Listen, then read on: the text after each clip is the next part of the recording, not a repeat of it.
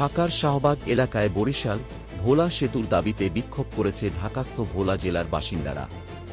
শুক্রবার ২৮ নভেম্বর বিকেল ৪:৩০টার দিকে তারা শাহবাগ চত্বর অবরোধ করলে এলাকায় তীব্র যানজট সৃষ্টি হয়। আন্দোলনকারীদের অভিযোগ, ভোলা থেকে বরিশাল পর্যন্ত নিয়মিত যাতায়াত করতে গিয়ে মানুষকে নানান ভোগান্তির মুখে পড়তে হয়। বিশেষ করে নদী পারাপারের ক্ষেত্রে লঞ্চের ওপর পুরোপুরি নির্ভরশীল হওয়ায় রাতের বেলা চলাচল প্রায় অসম্ভব হয়ে পড়ে।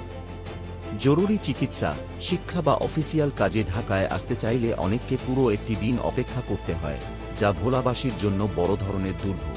তাদের দাবি, ভোলা বরিশাল সেতু নির্মাণ হলে দক্ষিণাঞ্চলের মানুষের যোগাযোগ ব্যবস্থা পুরোপুরি বদলে যাবে। ভোলা, বরিশাল ও পার্শ্ববর্তী জেলার মানুষের সময়, খরচ এবং ঝুঁকি সবকিছুই কমে আসবে। একই সঙ্গে ব্যবসা বাণিজ্য, পর্যটন এবং জরুরি সেবার গতি বাড়বে বলেও মনে করেন তারা। বিক্ষোভকারীরা জানান, কয়েকদিন ধরে তারা শাহবাগ এলাকায় ৫ দফা দাবিতে কর্মসূচি পালন করছেন। আজকের মিছিলে হাজারো মানুষ অংশ নিয়েছেন। তাদের মূল দাবি, দ্রুত ভোলা বরিশাল সেতু নির্মাণের ঘোষণা।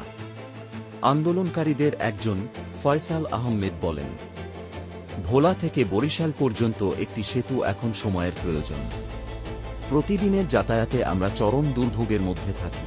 রাতের বেলায় নদী পার হওয়া অসম্ভব হয়ে পড়ে। এমনকি চিকিৎসার প্রয়োজন হলেও কাউকে ঢাকায় নিতে অনেক সময় পুরো একটি দিন অপেক্ষা করতে হয়। তাই দ্রুত একটি স্থায়ী সেতুর জন্য আমরা দীর্ঘদিন ধরে অপেক্ষা করছি। তিনি আরও বলেন, এই সেতুর দাবিতে ভোলার প্রতিটি মানুষই ঐক্যবদ্ধ। সরকার দ্রুত উদ্যোগ নিলে এই অঞ্চলের লাখো মানুষের জীবনযাত্রায় ইতিবাচক পরিবর্তন আসবে।